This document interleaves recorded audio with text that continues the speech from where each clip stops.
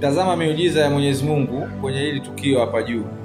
Hili tukio ni mvua ambayo imenyesha kule Oman. Mvua kubwa ambayo imeangusha nyumba nyingi sana, magorofa mengi yameanguka. Lakini unavyoona hapo kuna msikiti upo katikati ya hayo maji ambayo yanatiririka kwa kasi kiasi hicho.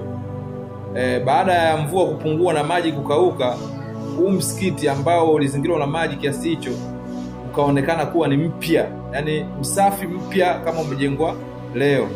Wakati huo ulizingirwa na maji machafu kama unavyoona na maji ambayo pengine yangeweza kusukuma kuangusha mbali, lakini baada ya maji kuisha msikiti huo ukaonekana kuwa ni mpya kabisa.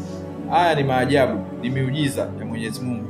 Na kuna sura, hii sura nimekuwekea hapa, soma ili kuthibitisha hili ninalokuambia. Soma hiyo sura hapa.